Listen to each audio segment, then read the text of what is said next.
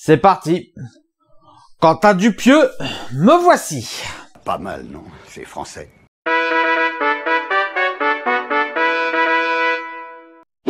Rubber, film fantastique de Quentin Dupieux, sorti en 2010. Le film nous raconte l'histoire d'un pneu qui tue des gens avec des pouvoirs télékinésiques. Oui, rien qu'en ce moment, vous devez vous demander c'est quoi ce bordel? Et ben justement, ce bordel, c'est la marque de fabrique de Quentin Dupieux.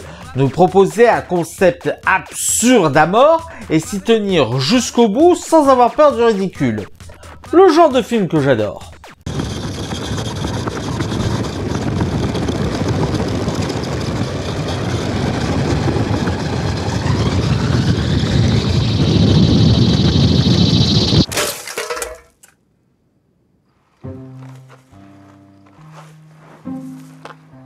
Car dans les films de Dupieux, et celui-ci ne fait pas exception, ce n'est pas l'histoire que l'on va suivre principalement, mais des thématiques, des concepts qui sont présentés eux-mêmes de manière absurde.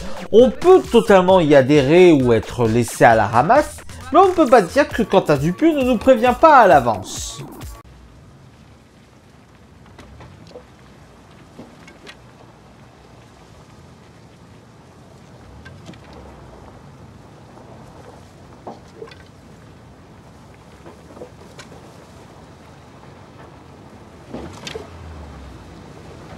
Ici dans Rubber, la thématique en dehors de l'histoire principale, ce sont les spectateurs, les relations entre les spectateurs et le cinéma, et une représentation de comment la société de consommation et du spectacle empoisonne littéralement les gens comme vous et moi. À table!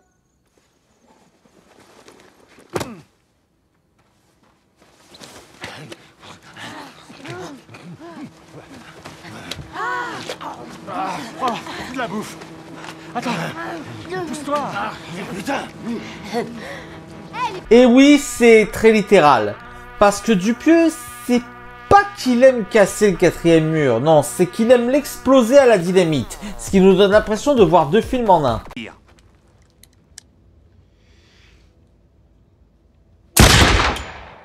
Oh mon Dieu. Vous voyez? Je sens rien. J'ai pas mal, ça a eu aucun effet. Ce n'est pas la réalité. Ceci dit, ce n'est pas parce que l'histoire ne sert que de base à ces thématiques qu'elle est négligée pour autant. Et au niveau de la mise en scène, le pneu est plutôt très réussi. Avec très peu de moyens, on lui donne une personnalité, des émotions, on comprend ses buts, on comprend ses colères. Non, on a vraiment l'impression de voir un pneu vivant avec très peu de moyens.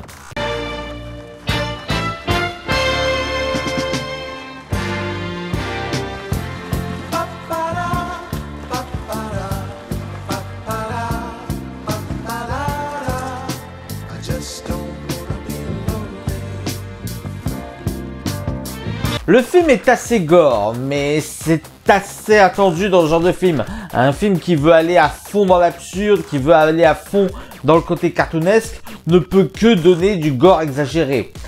Personnellement, je n'aime pas ça, mais je sais que certaines des personnes qui me regardent sont fans de gore, alors pourquoi s'en priver? Pneu?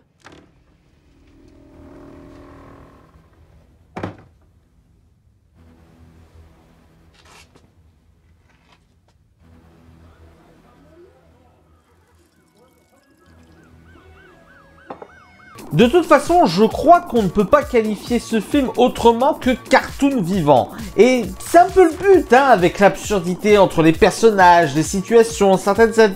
Après tout, le film dit directement que c'est une ode au « y a pas de raison ».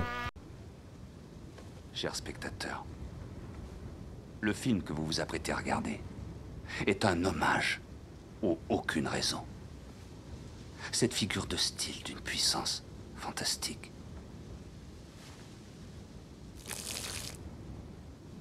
Ceci dit, dire qu'il n'y a pas de raison, oui et non, parce que ce n'est pas parce que ce film est chaotique qu'il n'a pas de sens.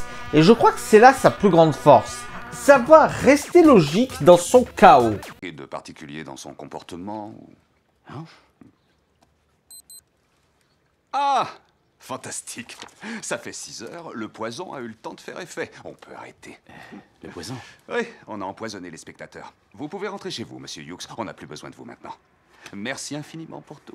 En bref, si vous cherchez un film complètement absurde mais intelligent dans son propos et qui va à fond dans son concept, allez voir Rubber. En plus, c'est français.